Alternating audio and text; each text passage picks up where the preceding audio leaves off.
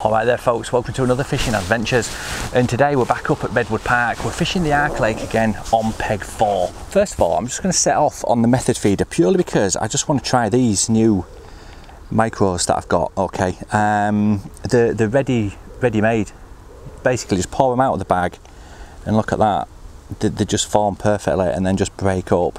And the beauty with these is if they do start to dry out through your session, you literally just need to dampen your fingers and run them through and they'll get sticky again. They're absolutely perfect and ready to use straight from the bag.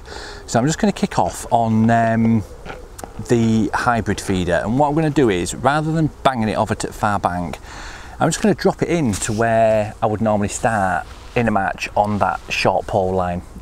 Basically there's a nice little area that's on a top kit plus 2 sections, and I'm just going to plop the feeder in there basically.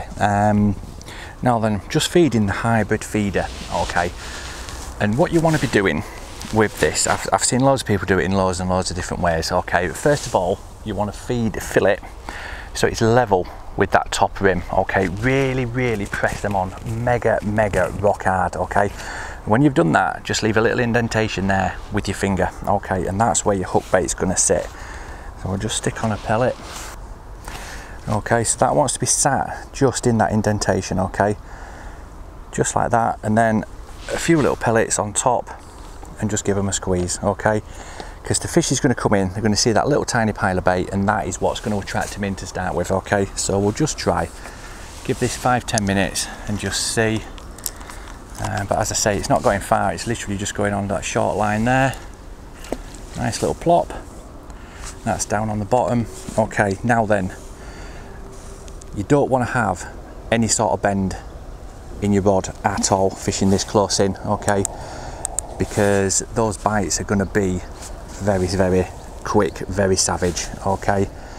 So just basically have a looser tip as you could possibly get and let that drag off a bit as well. So if you do get a good bite and a take, you're not going to get smashed off straight away, okay. I mean, this is a really good way of starting a match as well, because it gives you an idea of what everybody else is doing, okay, because 9 times out of 10, if it's going to be a feeder match and you're after big carp, everyone's going to bung it to far bank, they're going to forget about this short line until later on. But it just gives you the option to see what other people are doing, what's going on in the lake around you. And again, if someone starts catching on a method, then switch to it, because it's going to be the same. See, I'm getting twitches now on that, which is a really good indicator. The only downside to starting on the feeder is with the pole rig, you can see the indications, you can get a rough idea of where the fish are in the swim in that water column. With this, you're not going to get any of that. But if you can bag a nice wobbly big chunky fish straight away, then it's paid straight away on it. If you get say 8 or 10 pound in net in the first 5 minutes, it's all good. So yeah, I'm getting a few liners now, a few twitches, and that was pretty much instant. So I think they're going to be on for a good feed, but I'm just ignoring these little twitches. So it's the fish coming on. When we get a bite, we're going to know, because that tip's just going to bury around and it's game on. So again, what I would normally do with this, as I said, is just give it 5 or 10 minutes. I mean, it's 11 now. Whoa, and there we go, fish on. Not massive, a little stocky mirror by the look of it. I don't know, a little comment, but there we go. I didn't organise that very well, did I? But anyway, there we go. So we're off the mark. Oh no, tiny little F1. Okay, so that's first one in. So I'm going to try that again. Okay, get that loaded up and try again and see, because it could be that the F1s are there, and if they are, then obviously we'd switch over to a pole rig and just keep feeding it and try and get them coming up shallow, because I don't think there's a faster way of catching the F1s than shallow, to be fair. So, and again, look, if you look at that, the that feed is still in that feed. I don't know if you can see that properly. So basically the fish has come in, it's had those loose offerings off the top, taken the hook bait and hooked itself, and that is ideally what you want. Okay, so we'll scrape all those bits off and then repack that feeder and just do exactly the same again. So I'll give that a right good squeeze on your feeder so it's level with the rim. Nice little indentation for your hook bait to sit in. Okay, and then just a few on top, and it's those few on top that the fish are going to be feeding on. Okay, and this way as well, if it's one of those sessions where you don't know if they're going to want to feed or not, it doesn't leave a massive amount of bait in your swim like a method feeder would. Okay, the hybrid feeder is just 10 times better for that. And as well, I know it's middle of summer now, but especially in the cooler months when it starts cooling off, this is exactly what you want. You don't want too much feed in your swim. See, look, we're getting little taps, indications now straight away. So those fish are moving in and having it straight away. And again, it's if you prefer this method than using a pole, then start on the short line and just see what happens, see how your session develops, because if there's tons and tons of fish there, you could easily swap it to a method feeder if you feel that you need to leave some bait there just to get them better in the swim, and just see. I mean, you could physically win a match by doing this and keeping an eye on your margins. Like I've said before, it's all right everyone clipping up a method feeder and banging it to far bank, but if you can catch them short, you can catch them faster. So it's always worth thinking about just trying different things, and that's why it's always important as well just to try and have a practice day if you can on a lake and stuff like that, and just try a few things more than anything. Do you know what I mean? It's you might as well come up and get things wrong on a day ticket day than sat in a match and you've blown 20 or 30 quid. Oh, I missed him then. It stayed wrapped around, but yeah, I missed him. Never mind. So there's definitely a few there, but I think they are just small F1s, but I'm going to give it another go and see, because I don't think there's much point doing much at the moment. There's a few fish coming right up shallow, but they're not quite within pole range for me anyway, so we'll see. And again, it's worth mentioning how you actually present that hook in there as well, because I do like to have the hook point down on the feeder, purely and simply because in my mind the fish is going to come along, suck up that little pile of bait,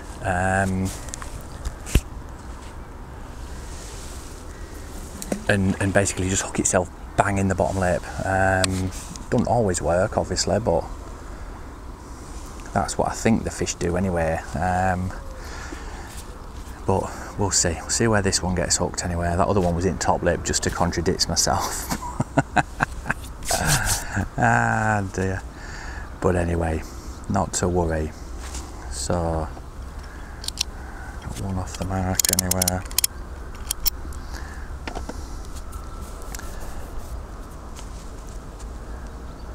And we'll just see. And if for instance I'd dropped this in and I wasn't really getting any indications or bites or anything like that, I would keep it in. But what I would do is just drop in literally 3 or 4 hard pellets over the top, just to see if the noise of the pellets hitting the water attracted the fish in. And then again, it makes your next decision easier. Do you know what I mean? It's like you do need to be feeding that line, so is it better to switch to the pole and start feeding and lifting and dropping that rig just to create that noise and that movement. There we go. Another little diddy. Yeah, so it looks like the F1s are there. Oh no, that's a skimmer. Oh, that's even worse, man. Oh, what's going on here? Right, we don't want to be catching you guys, do we? Right then, but at least we know that these pellets work, eh? So that's really good. So yeah, I'm dead chuffed with that. It's always important as well, if you've got skimmers, try and get that slime off your line and from around your hook. Not worse than that stuff. Right, so it looks like the skimmers and the F1s are on that short line on the deck.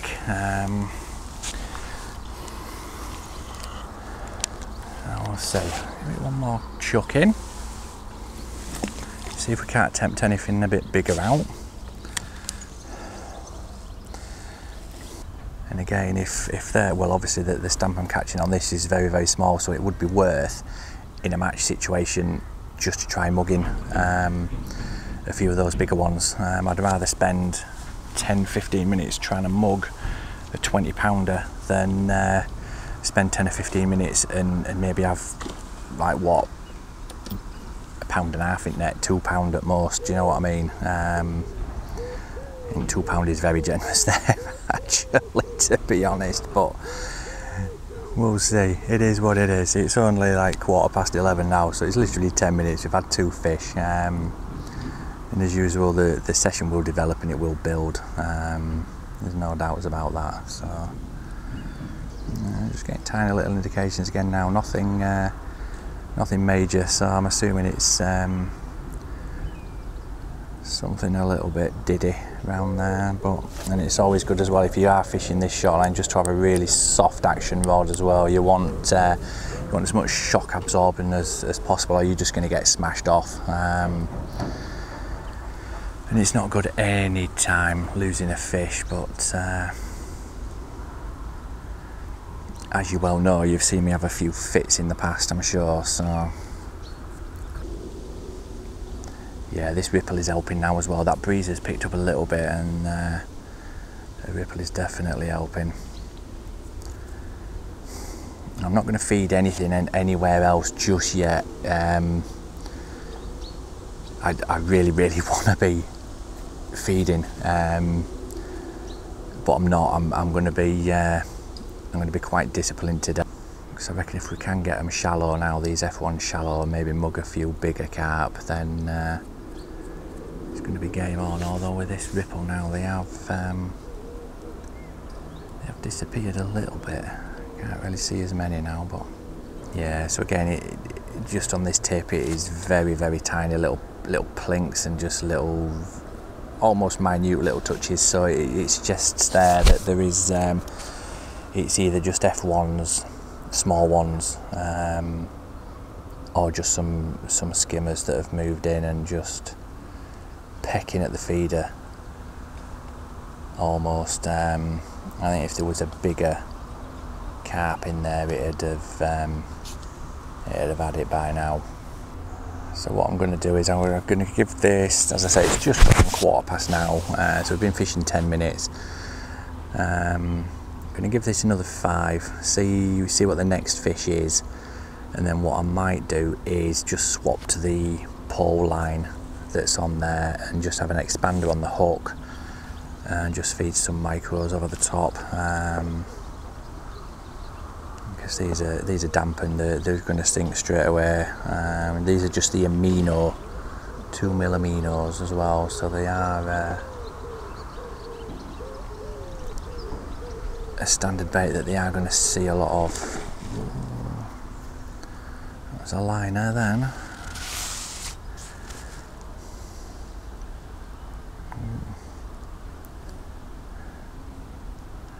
Yeah, so there's a guy fishing 2 pegs to my left there. He's just fishing, I think he's fishing on the surface, to be honest, or really shallow. Oh, there we go, another little diddy, look. Yeah. Right then. So, yeah, that is bang in the centre of the bottom lip as well. So he's obviously come along, scooped it all up and done. But they're not what we want to be catching. So yeah, there we go. Starting your match on the short method feeder. It's got to be worth a go, definitely. Probably more to use in winter, I'd have thought, just to see what happens. But that was quite a bit of fun actually, because there were tons and tons of indications on there, so I knew there was fish there. And I'm guessing if I'd have stayed on it, I could have tweaked it a little bit and just developed it and put on some different hook baits and stuff, and maybe got into those carp and the F1s as well.